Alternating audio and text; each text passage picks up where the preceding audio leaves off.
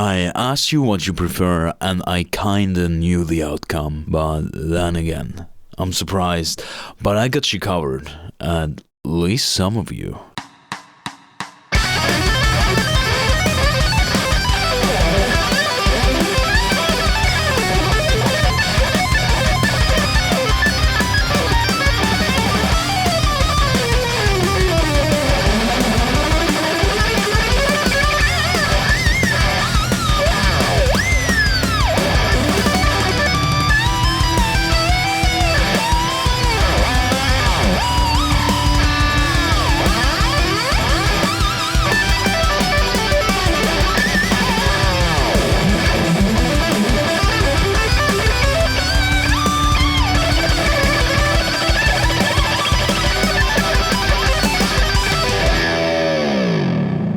Welcome to another Weird Gear Reviews, where I review or show you gear that's a bit out of the ordinary. This is again one of those videos where I try to convince you that you don't need to use everything out of the box, but rather use items how you or I would like to use them. In the last few weeks, I asked you a simple question and I got a very weird pool of answers, but even though I asked to elaborate on your answers, only a few managed actually to write a comment, and I think here lies the answer to the weird outcome of the polls. But first, let's take a look at the outcome. On YouTube, I asked, do you prefer the EMG ALX or ABQ Boost, the ESP MM-04 or the Jackson JE1000?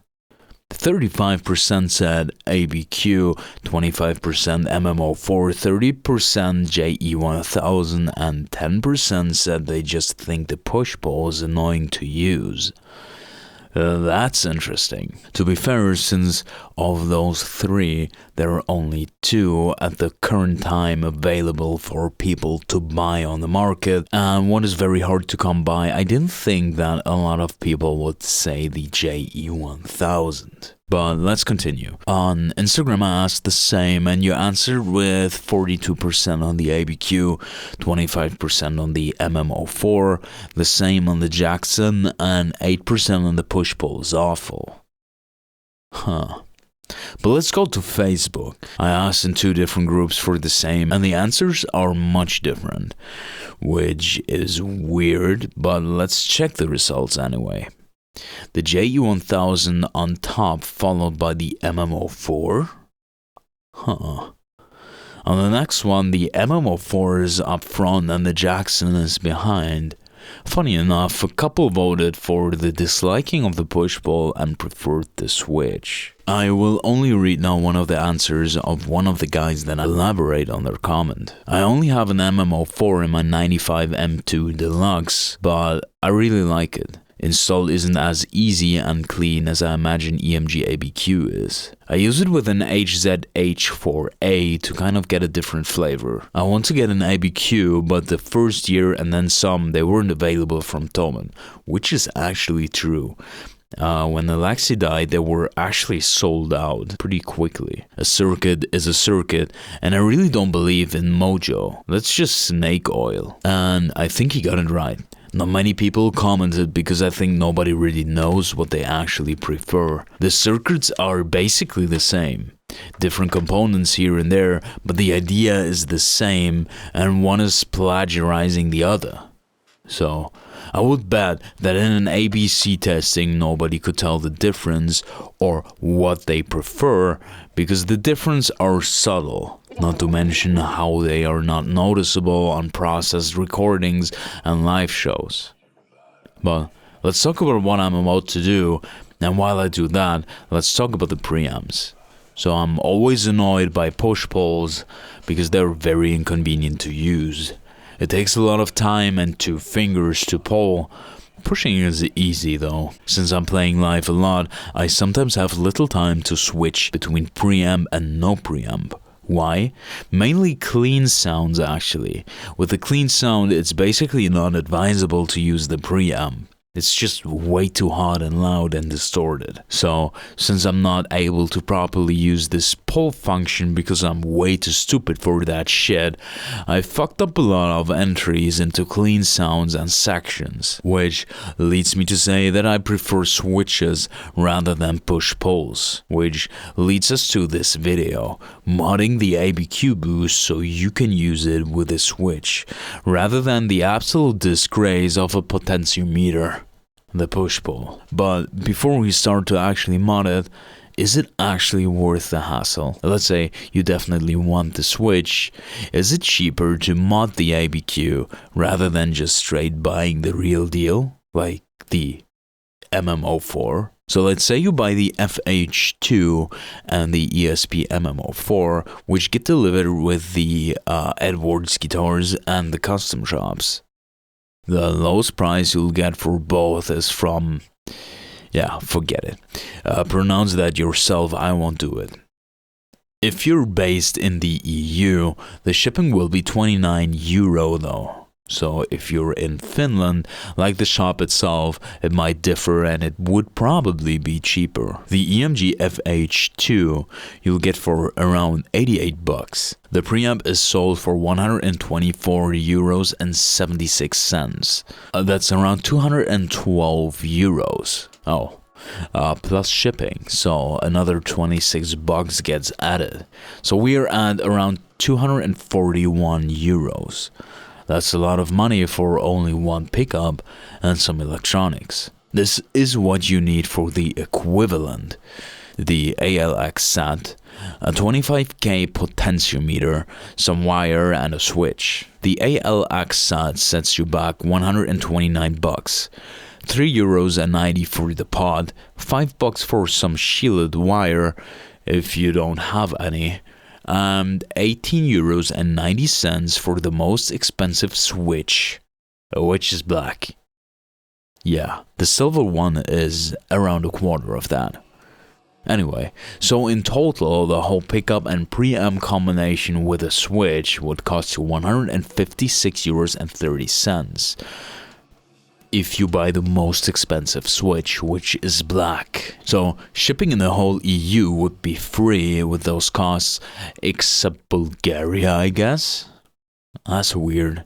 But to be fair, if you buy a cheaper switch or from somewhere else, let's say eBay or equivalents, you save around 100 bucks. Don't argue now though about the mojo of the MM-04 or Jackson. I will make a dedicated video where I will compare all of them, plus clones with many different pickups, and I hope this will kinda open your eyes.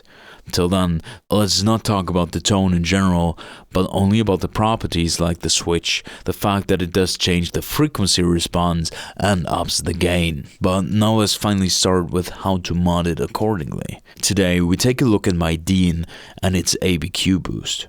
First, we need to take out the ABQ and make room for the switch. You can either drill another hole or just use a hole that's already there. In this case, the tone pod will be dismissed and instead there will be a switch for the preamp.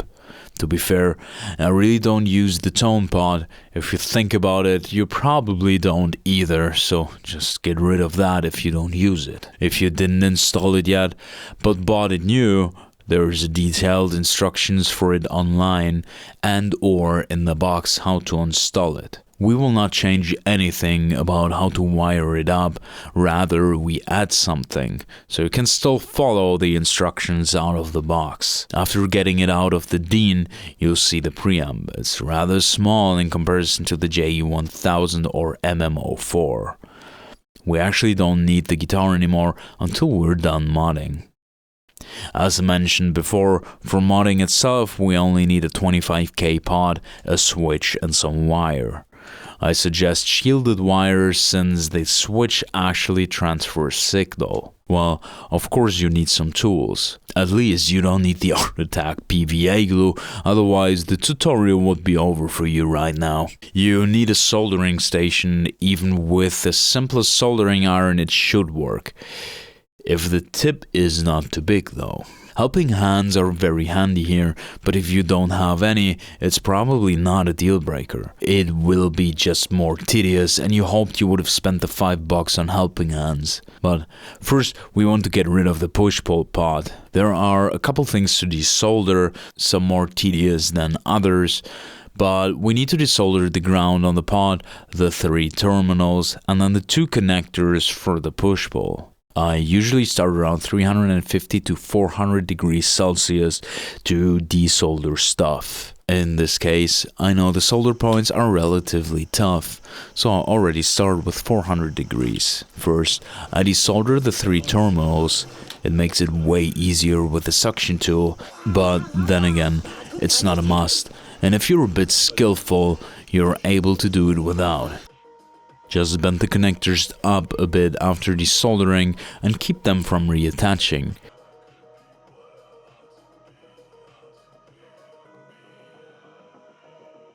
The push-pull is usually not reusable since they cut some connectors in the factory, so even if you're a bit rough, it's fine. Just don't try to damage the circuit board. This is something that you still need. Next to desolder is the ground connection of the pod. This is actually a bit tricky and you might need to up the heat a bit. It's very sturdy since the heat will scatter here, but with a bit of force it's no problem. Now to the most problematic part, and this is a bit tricky to get there and it takes a bit of patience. If you're lucky, you'll have a preamp with a very short and cut-off connectors there, where the heat doesn't scatter that much. If you're unlucky like me now, you'll have a full-length connector. Anyway, no problem. But have a bit more patience and try to lever it a bit with a small screwdriver. You'll not be able to get rid of all the soldering with a suction tool here, so sometimes a part of the circuit boards comes loose. It's like a copper tunnel and a plate to be sure everything is connected and you're actually able to solder. Since this is now hanging onto the pod, I will desolder it and reuse it. But this time rather with hot air rather than with the iron, because it's very fragile. Definitely possible though with an iron too. After getting it off of the pod, I just push it back into the circuit board. The soldering will make sure it stays in place later, so don't worry about that. Now just clamp in the board and the new pod to solder them together. Before soldering it, make sure to put some soldering paste or soldering fat on the parts I want to solder to make sure everything is soldered nicely and it flows into every little crack and corner. I solder the 3 terminals and then the ground back again to the new pod.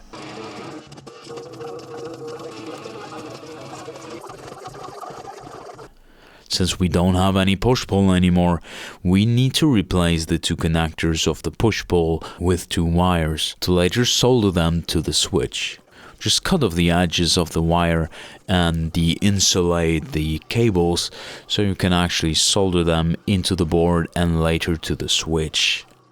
If you would just solder a wire to connect both of the connectors to the circuit board, the boost would be always active and you would not need to use a switch. If this is something that you anticipate, you can actually do that. But since I need clean sounds from time to time, a way to switch it off is very crucial for me. This is basically all you have to do to mod the preamp itself. It's ready to put into the cavity with the switch. Usually I solder the switch inside the cavity because I never know where to put the cables before. Sometimes I put them underneath cables or over cables, so I usually just do that while they're in the cavity. Next thing to do is to wire the preamp back up. You should find detailed information about this in the box or on the EMG website. So let's solder in the switch. Just use 2 connectors next to each other like here. If you solder them like I do, the on position is while the switch is down.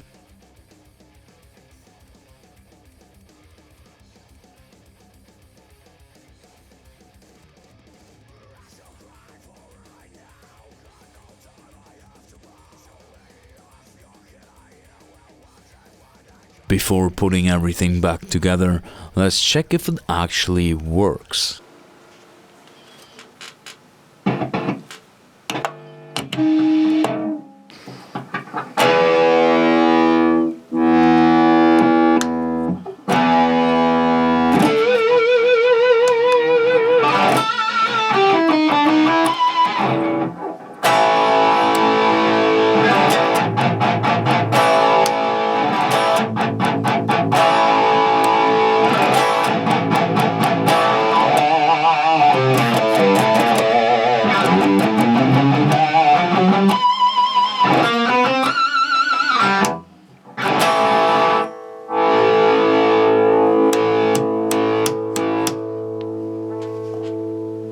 It does. So let's put everything back together, and don't mind my cheap batteries here. Usually I use rechargeable ones when I'm live. So, and this is the end result. Maybe you like the aesthetics or just want to save some bucks but still want to use a switch. I don't care for your intentions here. Every reason is valid. I just see it from a very practical point of view, which means that I'm more comfortable with the switch, and since I have a couple ALX sets and the EMG boosts in use, this is what I had to come up with. I will do a detailed comparison of all the boosts in the near future to discuss the sound, and I don't think you really like the video because I think it might just kill your expectations of your favorite boost. In general, this mod is actually very fast and kinda easy if you know how to use a soldering iron. But I hope this video, even if you're a total rookie at soldering, has been some kind of help to you. And if you want to see more mods that I do to ease up my everyday life show life, then you might consider subscribing to this channel. Or don't. I mean, you can still unsubscribe later when you find out I'm just a normal, weird person doing normal stuff. I'll see you in the next video, and I love you all. Bye.